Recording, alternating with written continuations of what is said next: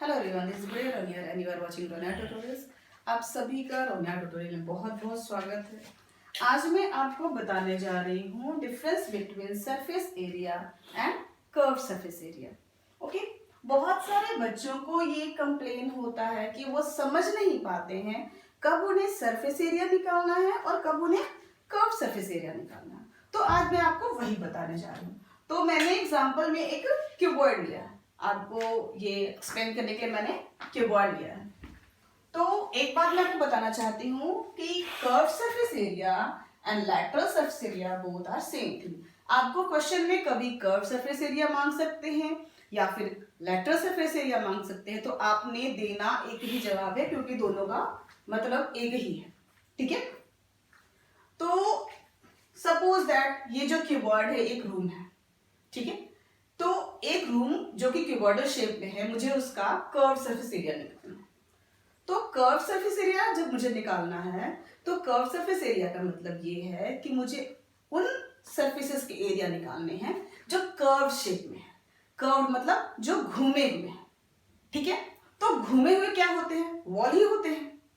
सो जब मुझे curve surface area निकालना है तो मैंने टॉप और बॉटम को एक्सक्लूड कर देना है और बाकी जो फोर वॉल्स हैं उनके सरफेस एरिया निकालना है। तो चलिए मैं निकालती हूँ उसका कर्व सरफेस एरिया। तो यहाँ पे जो फोर वॉल्स हैं जो कर्व शेप में है, जो इस क्यूबॉइड में जो कर्व शेप में है वो क्या है? Wall A B G H, wall B G F C, wall C F E D and wall A H E D. Okay, so area of rectangle A B G H, A B G H rectangular shape में है,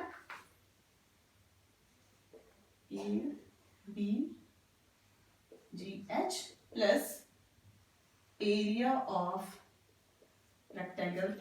ये जो wall है इसके बिल्कुल जो सामने वाला वॉल है वो भी रेक्टेंगुलर शेप में है with same length and breadth. So wall D C F E, D C F E plus area of square. यहां स्क्वायर है B C F G, B C F, B C F G plus area of square. इसका जो सामने वाला जो wall है वो भी स्क्वायर शेप में है, रेक्टेंगल का जो अपोजिट साइड होता है वो भी एक जो कि वर्ड का जो अपोजिट साइड होता है वो भी सेम लेंथ एंड ब्रेथ का, वो सेम शेप एंड साइज का होता है। ठीक है, तो ये भी आइडेंटिकल साइज है। इसके वर्ड का जो सामने वाला जो वॉल है ए H E D, area of square A H E D, A H E D. ठीक है, तो मैंने क्या लिया है, जो भी कर्व शेप में जो वॉल्स हैं मैंने उसका एरिया निकाला है, जिसको किया कर्व सरफेस एरिया कहते हैं। कर्व सरफेस एरिया का मतलब जो कर्व है, जो घुमा हुआ है। ठीक है, is equal to area of a rectangle A B G H, area of rectangle A B G H. तो इसका लेंथ एल है और इसका area of rectangle A B G H का एरिया क्या निकल जाएगा? L into H is equal to L into H plus, अब क्योंकि इस कवर्ड का जो सामने वाला जो वॉल है वो भी आइडेंटिकल है तो इसके भी हो जाएंगे area L into H, L into H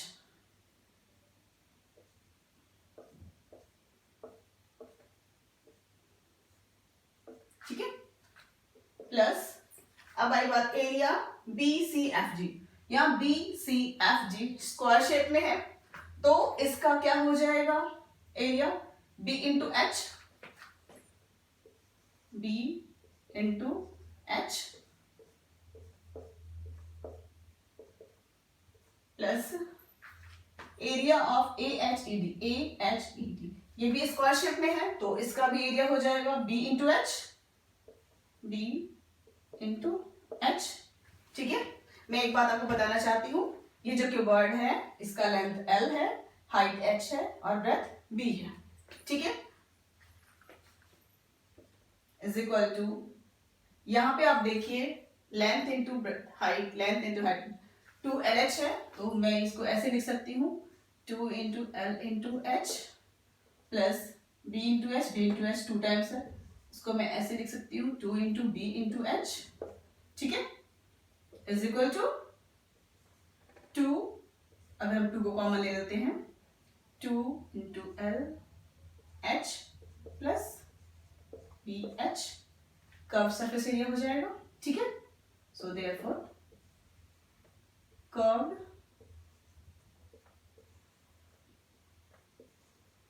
surface area of cuboid is 2 into L H plus B H हो जाएगा, ठीक है। अब हम आते हैं टोटल सरफेस एरिया पे, okay.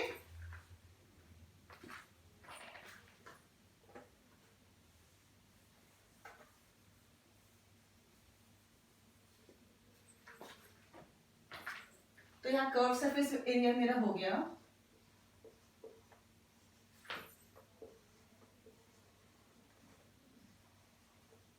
surface area or surface area of cuboid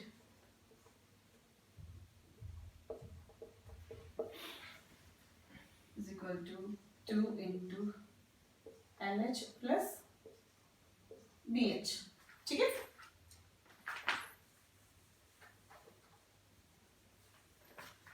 अब हम आते हैं टोटल सरफेस एरिया पे।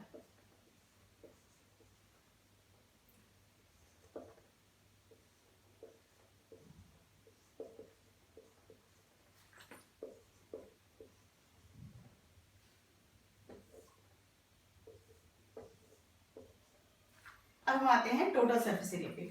मैं आपको एक बात बताना चाहती हूँ, total surface area and surface area both are same thing, ठीक है। तो अगर आपसे ये पूछा जाता है क्वेश्चन में सरफेस एरिया, तो भी आपने टोटल सरफेस एरिया निकालना है, और अगर आपसे पूछा जाता है टोटल सरफेस एरिया, तो भी आपको टोटल सरफेस एरिया निकालना है, बोथ आर सेम थिंग। तो अब यहाँ आई बात सरफेस एरिया या टोटल सरफेस एरिया का, तो इसमें हमने टॉप एंड बॉटम को इंक्लूड करनी है, ठीक है। टोटल सरफेस एरिया का मतलब हमने टॉप और बॉटम दोनों के एरिया को इंक्लूड करना है, मतलब ऐड करना है, ठीक है। तो अब हमारे पास curve surface area 2 into L H plus B H था, ठीक है। तो अब हमने इसका ऐड करना है, मतलब ये जो हमारा टॉप है इसका और जो बॉटम है नंबर 2, इसका एरिया मैंने ऐड करना है। तो आ गया यहां पे curve surface area plus area of top, area of rectangle A B C D, A B C D plus area of rectangle top का आइडेंटिकल बॉटम भी है, area of bottom H G F E, और लिख सकते हैं E F G H, E F G H, okay. So curve surface area is 2 into LH plus BH,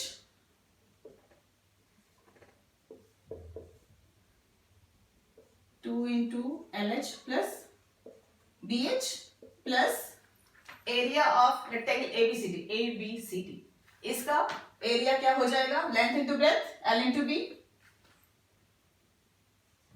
into B plus area of base EFGH का हो गया L into B is equal to 2 into LH plus BH plus here 2 LB हो जाएगा, ठीक है, is equal to 2 into LH plus BH plus L भी लिख सकते हैं, हम ऐसे भी इसको लिख सकते हैं। ये हो गया हमारा टोटल सरफेस एरिया और सरफेस एरिया।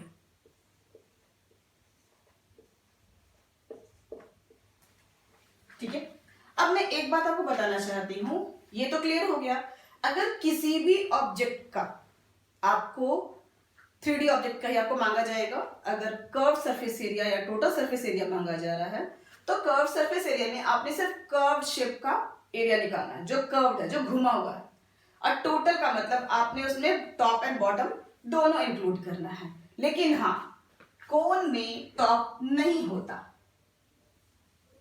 ठीक है, तो अगर आपको कोन का मांगा जा रहा है तो कोन का टोटल सरफेस एरिया में सिर्फ बेस का इंक्लूड होगा। Okay, thank you. चैनल को लाइक एंड सब्सक्राइब करना मत भूलिए, और जो भी ये अच्छा लगा या बुरा लगा, जो भी रहा, कमेंट बॉक्स में जरूर बताइए। Thank you.